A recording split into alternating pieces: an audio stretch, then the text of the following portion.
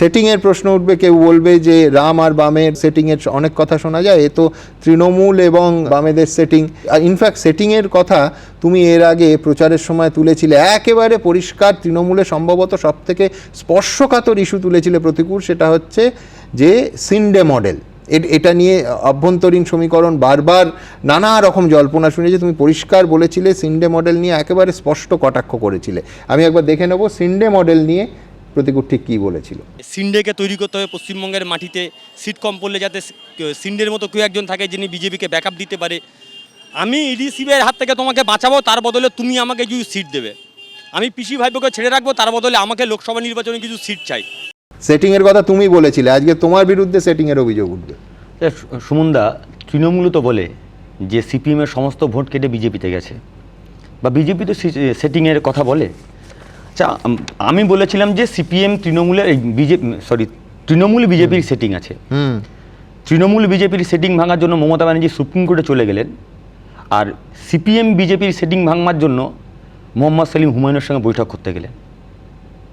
নতুন করে সব কিছু ভাবতে হবে, নতুন করে সব কিছু দেখা হচ্ছে, সামনে দেখতে হচ্ছে, নতুন করে ভাবতে হবে।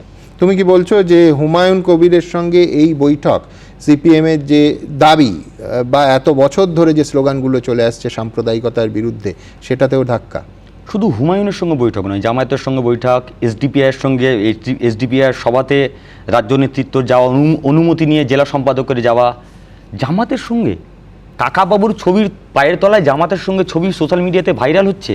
মুজাফফর আহমদ নয় কিন্তু, কাকাবাবুর পায়ের তলায় জামাত। এসডিপিআই ভারতবর্ষের মাটিতে, মানে এর আগে বলা যায় যে ওদের উইংস দুবার ব্যান হয়েছে, তার সঙ্গে হুমায়ুন দুদিন আগে যে দাঙ্গা করেছে তার সঙ্গে গোটা পশ্চিম তৃণমূলের যে হিন্দু সংখ্যার ভোট সিপিআইএমের দিকে আসছিল, যারা মনে করেছিল এসআইআর ইস্যুতে বিজেপি তাদের ক্ষতি করেছে, তো ফলে সিপিআইএমটা বেটার, চলো সিপিআইএমে যাই। হুমায়ুনের সঙ্গে বসার পরে তাদের লাঠি মেরে মেরে বলা হলো সিপিআইএমে তোমাদের জন্য জায়গা নেই, তুমি বিজেপিতে যাও। আচ্ছা, শ্রমিক ভট্টাচ কয়েকদিন আগে বললেন সম্পাদক হওয়ার পরে, কমরেড সিপিএম আপনারা আমাদের সঙ্গে আসুন, একাধিকবার বলেছেন। তারপরেই কমরেড হুমায়ুনের সঙ্গে বৈঠক করার পরে আপনি আশা করেন ওই হিন্দু ভোট সিপিএমে থাকবে? আর উল্টো দিকে দাঁড়িয়ে যখন জামাত এসডিপিআইয়ের সঙ্গে বসা হচ্ছে, সংখ্যালঘু ভোটকে কাটার চেষ্টা হচ্ছে বা একত্রিত করার চেষ্টা হচ্ছে, তো ফলে সুমনদা এখন বলছি তো নতুন করে সব কিছু সমীকরণ ভাবতে হবে পশ্চিমবঙ্গের মাটিতে, কে সেটিং নয়। প্রতিকূল, তুমি বলছো যে তুমি প্রশ্ন করে সিপিএমে কোণঠাসা হয়েছো। তুমি তৃণমূল বা অন্য কোনো দলে যোগ দিলে সেখানে প্রশ্ন করলে আরও বেশি কোণঠাসা হবে না, এই গ্যারান্টি তোমাকে কে দিল? তুমি তৃণমূল দলে বা বিজেপি দলে একজন নেতা বা নেত্রীর নাম বলো যিনি দলের মধ্যে প্রশ্ন করেও একেবারে বহাল তবিয়তে আছেন।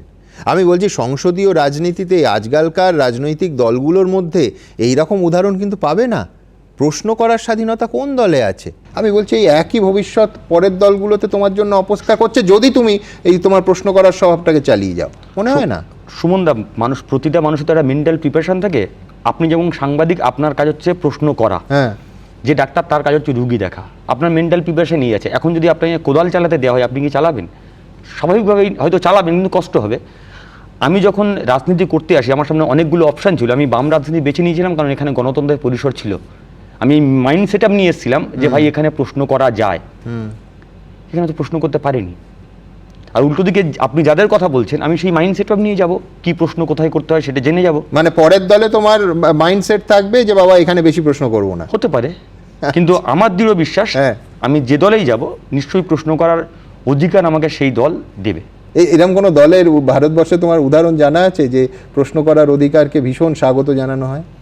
আবার সব দলেই তো বলে যে আমাদের দলে গণতন্ত্র আছে, ফলে অনেক দলের অনেক ইন্টারনাল বিষয় থাকে। আমি তো এখনও অন্য কোনো দলে ঢুকিনি, ঢোকার পরে বুঝতে পারবো যে কি পরিস্থিতি আছে। তখন যদি সুযোগ হয় তোমার স্টুডিওতে এসে বলে যাব যে তুমি কাগজে বা টিভিতে একটা বিজ্ঞাপন দিতে পারো যে সেই দল আমার সঙ্গে যোগাযোগ করুন যারা প্রশ্ন তোলার, দলীয় কর্মী, সমর্থক, এমনকি নেতাদের প্রশ্ন তোলার অধিকারকে স্বীকৃতি দেয়।